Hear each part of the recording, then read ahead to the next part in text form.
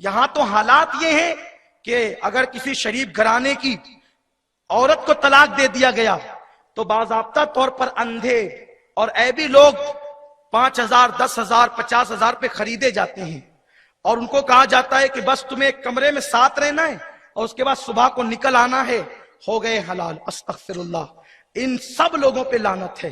یاد رکھیں، ایک شخص کی بیوی کو طلاق دیا گیا، پھر اس نے کسی کے ساتھ نکاح کیا، لیکن دونوں کے درمیان میاں بیوی والے تعلقات قائم نہیں ہوئے۔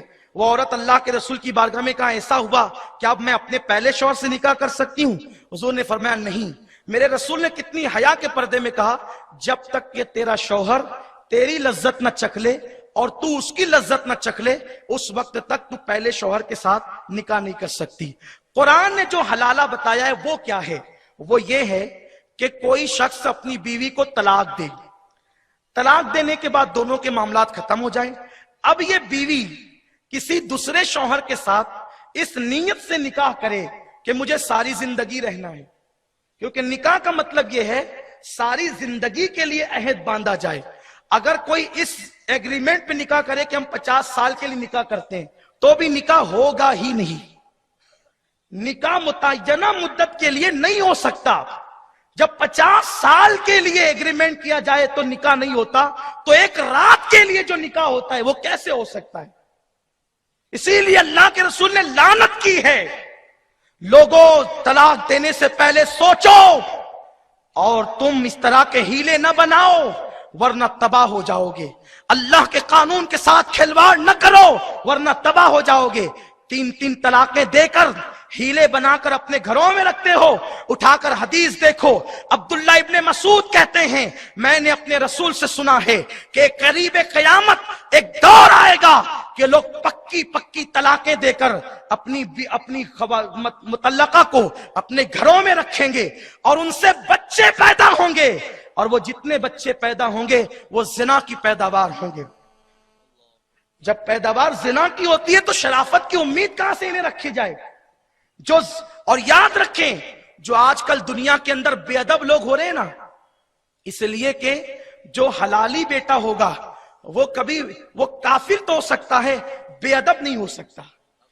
اور بے ادب وہی لوگ ہوتے ہیں جن کے خون کے اندر شرافت نہیں پیدا ہوتی۔ تو یاد رکھیں، وہ دور آ گیا، دیکھ لو اپنی آنکھوں سے کہ اللہ کے حبیب نے، غیب دا نبی نے آج کی سروے رپورٹ حدیث میں پیش کی تھی، اور استاذ الامہ ابن عباس کہتے ہیں کہ لوگ 3 طلاقیں دے کر بھی گھر میں رکھیں گے، رکھ رہے لوگ۔ یہ دنیا تو 2 دن کی ہے، کب تک جیو گے، کب تک رہو گے؟ اللہ کے قانون کے ساتھ کھلواڑ کرتے ہو اور اس پر قرآن اور حدیث کی اپنی طبیعت کے مطابق دلیلیں پیش کرتے ہو۔ یاد رکھو، اگر قوم کی مرضی کی بات کرنا ہے، کل اللہ کو منہ دکھانا ہے، رب کی بارگاہ میں حاضر ہونا ہے، تو حلالہ قرآن نے یہ بتایا کہ کوئی بیوی طلاق پانے کے بعد ہمیشہ کی نیت سے کسی کے ساتھ نکاح کرے، پھر وہ اس کے ساتھ رہے، لیکن ان کے درمیان نہ بنے اور اب دوسرا شوہر بھی طلاق دے دے، تو عدت گزارنے کے بعد اب اگر وہ چاہیں تو اپنی مرضی سے پہلے شوہر کے ساتھ نکاح کر سکتی ہے۔ یہ حلالہ ہے۔ اس میں کس پر ظلم ہے؟ اس میں ظلم کس پر ہے؟ ہاں، اگر ایک صورت یہ بتائی جاتی ہے کہ ایگریمنٹ نہ کیا جائے، یعنی جو ٹائم مقرر کیا جا رہا ہے اس کا ذکر نکاح میں نہ کیا جائے، تو اس کو بھی ائمہ ثلاثہ نے مکروہ قرار دیا ہے، اور امام اعظم ابو حنیفہ نے کہا گناہگار تو ہوگا لیکن جو ہے وہ حلالہ ہو جائے گا۔ میرے آقا صلی اللہ علیہ وسلم کے دیوانوں، تو یہ چیز کہ طلاق شوہر دے اور حلالے کے لیے بیوی چلی جائے، یہ اس پہ ظلم نہیں ہے۔ ایک بات آپ سے کہتا ہوں، توجہ فرمائیں، ایک باغیرت شوہر اگر اس کی بیوی کو صرف کوئی دیکھ لینا تو اس کا پورا دن بے قراری میں گزرتا ہے کہ میری بیوی کو کسی نے غلط نظر سے دیکھا کیسے، ہے نا؟ باغیرت شوہر کی اپنی طبیعت ہوتی ہے کہ کوئی غلط نظر سے دیکھے تو اس سے برداشت نہیں ہوتا۔ آپ بتائیں، اگر باغیرت شوہر کی بیوی کو کوئی غلط نظر سے دیکھے تو اس سے برداشت نہیں ہوتا، تو جس کی بیوی جس کے ساتھ رہی ہو برسوں تک، اگر وہ کہیں جائے تو اس وقت اس پر کس طرح جو ہے وہ غموں کے پہاڑ ٹوٹتے ہوں گے۔ تو گویا کہ یہ سزا شوہر کے لیے ہے، اور وہ بھی کس جو ہے وہ لطافت کے ساتھ ہے، کس قدر پاکیزگی کے ساتھ ہے، تو پہلے تو طلاق مت دو تاکہ حلالہ کی نحوست سے بچ سکو، اور اگر طلاق ہو گئی ہو تو جو قرآن طریقہ بتاتا ہے، لوگ کہتے ہیں پنچایت، لوگ کہتے ہیں سردار، ہم پنچایت اور سردار کی عظمت پر سر تسلیم خم کرتے ہیں، لیکن اکثر جو لوگ فیصلہ کرنے بیٹھتے ہیں انہیں قرآن اور حدیث کی معلومات نہیں ہوتی، اور لوگ منہ دیکھ کر اکثر فیصلہ کرتے ہیں۔ میں یہ نہیں کہتا ہوں کہ سب ایسا کرتے ہیں، رشوتوں کا بازار گرم ہوتا ہے، یہ سارے معاملات ہوتے ہیں، اس لیے ہر بندہ اللہ سے ڈرے اور اسلام کے قانون کے ساتھ کھلواڑ نہ کرے۔ اللہ نے جو قانون دیا ہے وہ ہمارے فائدے کے لیے دیا ہے، کوئی عمل کرے تو اس کا خود کا فائدہ ہے، عمل نہ کرے اللہ کا کوئی نقصان نہیں۔ لوگوں یاد رکھو، اس لیے ایک دوسرے کے حقوق ادا کرو، طلاق سے بچو، اور اپنی بیویوں کے ساتھ رشتہ ہو جانے سے پہلے جیسے تم نکاح کے مسائل سیکھتے ہو، علماء کے پاس جا کر نکاح سے پہلے طلاق کے مسائل بھی سیکھو، کہ طلاق مذاق میں بھی ہو جاتی ہے، طلاق غصے میں بھی ہو جاتی ہے، طلاق شراب کے نشے میں بھی ہو جاتی ہے، طلاق جو ہے وہ لکھ کر دینے پر بھی ہو جاتی ہے۔ فون پر بھی اگر کوئی طلاق دے اور اس سے جب پوچھا جائے کیا فون پر تم نے طلاق دی تھی، اگر وہ اقرار کر لے تو بھی طلاق ہو جاتی ہے۔ اس لیے لوگوں بہت محتاط رہو، اور پھر تم نے طلاق کو کھیل سمجھ رکھا ہے، تمہیں بیوی دوسری مل سکتی ہے، تمہاری بیوی کو شوہر دوسرا مل سکتا ہے، لیکن وہ ننھے معصوم بچے، انہوں نے کیا قصور کیا ہے تمہارا، انہوں نے کیا بگاڑا ہے تمہارا؟ کل قیامت کے دن یہ ننھی معصوم جانے جو طلاق کے بعد ہوٹل پر پچری کرنے پہ مجبور ہوتے ہیں، ننھی سی معصوم جانے تراشن بھرنے پہ مجبور ہوتے ہیں، کسی کے گھر بچہ مزدوری کرنے پہ مجبور ہوتے ہیں، یاد رکھیں چوزے بھی بغیر مرغی کے پل جاتے ہیں، بچے بھی پل جاتے ہیں، لیکن جن کے سرپرست ہوتے ہیں ان کی تادیب ہوتی ہے، انہیں ادب سکھایا جاتا ہے، انہیں علم سکھایا جاتا ہے۔ طلاق پانے والی ماں اپنے بیٹے کو، اپنے بچوں کو کبھی تراشن پہ بھیجتی ہے، وہ کیا کرے، اس کے پاس کوئی چارہ نہیں، کبھی گلاس دھونے بھیجتی ہے، کبھی کسی کے گھر جھاڑو دینے بھیجتی ہے۔ او ظالم باپ، ایک باپ کے لیے تو میرے رسول نے فرمایا دعا والدہی لولدہی کدعا لکم، کہ تمہارے باپ کی دعا تمہارے حق میں ایسی ہے جیسے نبی کی دعا امتی کے لیے ہوتی ہے۔ ایک باپ، سچا باپ وہ ہے صرف بچوں کا منہ دیکھ کر ہر کڑوا گھونٹ پی لے، سچی ماں وہ ہے جو اپنے بچوں کا منہ دیکھ کر ہر کڑوا گھونٹ پی لے، ماں وہ ہے جو اپنا پورا شباب قربان کر دے اپنے بچوں کے مستقبل کے لیے۔ آج ظلم ہے، کل راحتیں ہوگی، آج تکلیف ہے، کل اطمینان ہوگا۔ اللہ اکبر۔ اس لیے کبھی کبھی گھر کی زگ زگ پر، ساس بہو کے جھگڑے پر طلاقیں ہوتی ہیں۔ میں یہاں جتنی بہویں ہیں انہیں ایک بات بتاتا ہوں، طلاق انشاءاللہ نہیں ہوگی۔ ساس یہ سمجھتی ہے کہ میں ساس ہوں تو میں جو ہے اپنی بہو پہ ظلم کروں گی۔ ساس کو چاہیے کہ وہ اپنی بہو کو بیٹی سمجھے۔ میں گفتگو سمیٹ رہا ہوں، ختم کر رہا ہوں، اس لیے کہ باقی گفتگو پھر کسی محفل میں ہوگی۔ توجہ سے سنیں۔ لوگ کہتے ہیں کہ بڑی بڑی جنگیں ختم ہو گئی، بعض فلسفیوں نے یہاں تک لکھا ہے پہلی جنگ عظیم ختم ہو گئی، دوسری جنگ عظیم ختم ہو گئی، لیکن ساس بہو کی یہ ایسی جنگ عظیم ہے کہ یہ کسی دور میں کبھی ختم نہیں ہوئی، اور پتہ نہیں یہ کب ختم ہوگی۔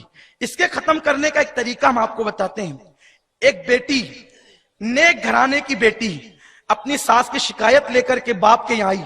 باپ نے کہا بیٹی، ساس ماں کی طرح ہوتی ہے، خدا را اس پہ ظلم نہیں کرنا، بڑھاپے میں وہ جائے گی کہاں۔ ایسی صورت میں بیٹی نے سنا، سوچا میرا باپ کمپلین نہیں لیتا، میرے باپ کے ایک دوست ہیں جو مجھے بیٹی کی طرح چاہتے ہیں اور وہ حکیم ہے، ان کے پاس وہ بچی گئی اور جانے کے بعد کہا چچا جان، میرے ابا تو کمپلین نہیں لیتے، آپ میرے چچا ہیں، مجھے بیٹی جیسے پالا ہے، ایک کام کریں آپ، میری ساس مجھے بہت تکلیف دیتی ہے، آپ اس کے لیے ایسی زہر کی پڑیا بنا کر دے تاکہ وہ مر جائے، تاکہ اس کا خاتمہ ہو جائے، پھر ہم اطمینان سے رہیں گے۔ وہ واقعی حکیم تھا، وہ واقعی حکیم تھا، اور وہ اسلام کے قانون کے مطابق حکمت کرتا تھا۔ اس نے کہا بیٹی بیٹھ، ٹھیک ہے، 1 مہینے کی پڑیا تجھے دیتا ہوں، بیٹی اگر 1 دن میں دوں گا تو وہ مر جائے گی، سب تجھ پہ شک کریں گے، تیری روزانہ اس سے جھگڑے اور زگ زگ ہوتی ہے، بیٹی ایک کام کرنا، تیرے اوپر الزام نہیں آئے، اس لیے میں جو ہے وہ سلو پوائزن جو ہوگا وہ دھیرے دھیرے اثر کرے گا، 1 مہینے کے بعد مر جائے گی تو تیرا نام بھی نہیں آئے گا، تیرا کام بھی ہوگا۔ اس نے کہا بہت اچھا۔ 30 پڑیاں بنا کر اس کے چچا نے حکیم صاحب نے دیا، اور دینے کے بعد کہا بیٹی دیکھ اگر تو لڑتی رہی نا اس سے تو تجھ پہ الزام آ سکتا ہے کہ تو نے قتل کیا ہے، تو ایک کام کرنا، یہ پڑیا کھلاتے رہنا لیکن اس کے کپڑے خود ہی دھلنا، اس کے پیر دبانا، وہ پانی مانگے تو دودھ پیش کر دینا، 1 مہینے تک خدمت کرنا، اس کے بعد تو پھر وہ قبر میں چلی جائے گی، تیرا قصہ ہی ختم ہوگا۔ اس نے سوچا بہت اچھی بات ہے، صرف 1 مہینہ خدمت کرنا ہے، پھر ہم جو ہے شان سے رہیں گے۔ اب وہ گھر آئی پڑیا لے کر، کھانے میں ملا کر کے دیا، لیکن کہتی ہے امی کیا بناؤں آپ کے لیے؟ یہ بناؤ۔ امی آپ تھک گئی ہے ذرا لیٹ جائے، پیر دباؤں، پانی پیش کیا، سر میں تیل لگایا۔ اب جو ساس بہو روزانہ لڑتی تھی 3-4 دن میں یہ اسے بیٹی ماننے لگی، یہ اسے ماں ماننے لگی، محبتوں کا ماحول ہوا۔ 8-10 دن گزرے، اسے افسوس ہوا اللہ اللہ میں نے تو 8 پڑیاں ساس کو کھلا دی، یہ تو بیچاری 1 مہینے کے بعد مر جائے گی۔ وہ حکیم کے پاس گئی روتی دھوتی، چچا چچا وہ میں نے 8 پڑیاں کھلا دی اور ابھی جو ہے وہ 22 باقی ہے، لیکن میری ساس مجھ سے کتنا پیار کرتی ہے، وہ مجھے بیٹی کی طرح سمجھتی ہے، اس لیے جو ہے وہ میری ساس مرنا نہیں چاہیے، وہ جو اس کو زہر دیا ہے آپ نے اس کا ازالہ ہونا چاہیے۔ حکیم صاحب نے مسکرا کے کہا بیٹی جا تیری ساس نہیں مرے گی، میں جانتا تھا جب تو محبت دے گی تو تجھے محبت ملے گی، تو ٹیڑھی تھی، تیری ساس بھی ٹیڑھی تھی، تو نے پیار دیا وہ بھی پیار دے رہی ہے، ارے پیار اگر کتوں کو دیا جائے تو وہ بھی دم ہلاتے ہیں، انسان تو انسان ہے، ہر انسان پیار کا محتاج ہے۔ لوگوں یاد رکھو پیار دو گے تو پیار ملے گا، نفرت دو گے تو نفرت ملے گی۔ بابا فرید الدین گنج شکر پاک پٹن کے تاجدار فرماتے ہیں لوگوں جو تمہارے راستے میں کانٹے بچھائے تم کانٹے اٹھا لیا کرو، اگر کانٹے بچھانے کے مقابلے میں تم بھی کانٹے بچھاؤ گے تو دنیا کانٹوں سے بھر جائے گی۔ ہم کانٹے بچھانے والے نہ بنے، ہم کانٹے اٹھانے والے بنے۔ کانٹے بچھا کر کے انسان کے دل کو سکون نہیں ملتا، کانٹے اٹھا کر کے انسان کے دل کو سکون ملا کرتا ہے۔ اس لیے جو خواتین اپنی ساس پہ الزام لگاتی ہے، جو بہویں اپنی ساس پہ الزام لگاتی ہے، جو ساس اپنی بہووں پہ الزام لگاتی ہے، وہ اللہ کی بارگاہ میں سچی توبہ کریں۔ اور اے ساس تو ظلم کیوں کرتی ہے؟ تو نے ہی تو اتنے ارمانوں سے بہو ڈھونڈ کر کے لایا، اب تو اپنے انتخاب کے ساتھ ظلم کر رہی ہے۔ تیرا بیٹا تھا تو بہو آئی، خدا را محبت قائم کرو۔ سیریلوں سے زندگی نہ سیکھو، اسلام سے زندگی سیکھو، قانون اسلام سے زندگی سیکھو۔ اور نوجوانوں اپنے آپ کے غصے پہ کنٹرول کرو۔ آقا فرماتے سب سے بڑا پہلوان وہ ہے جو غصے کو پی جایا کرتا ہے۔ غصے کو پی جاؤ۔ اللہ آپ سب کے گھروں کو آباد رکھے، اللہ آپ سب کو آباد رکھے، آپ کے گھروں میں برکتیں عطا فرمائے۔ اور یاد رکھیں نشے کا خاتمہ کر دو۔ آج سے 3 سال پہلے جیسے آپ نے نشے کا ایسا بائیکاٹ کیا تھا کہ میڈیکل بھی نشیلی دوائیں، میڈیکل پر بھی جو ہے مدہوشی کی دوائیں بکنا بند ہو گئی تھی، میری گزارش ہے یہ نشے کی وجہ سے بھی طلاق کی لعنت بڑھتی جا رہی ہے۔ شوہر نشے میں آ کے بکتا ہے اور طلاق واقع ہوتی ہے، اس لیے نشے کا بھی بائیکاٹ ہم سب کی ذمہ داری ہے۔ اللہ مجھے آپ سب کو توفیق دے۔ دوران گفتگو کوئی غلطی ہو تو اللہ معاف فرمائے۔ وما علینا الا البلاغ۔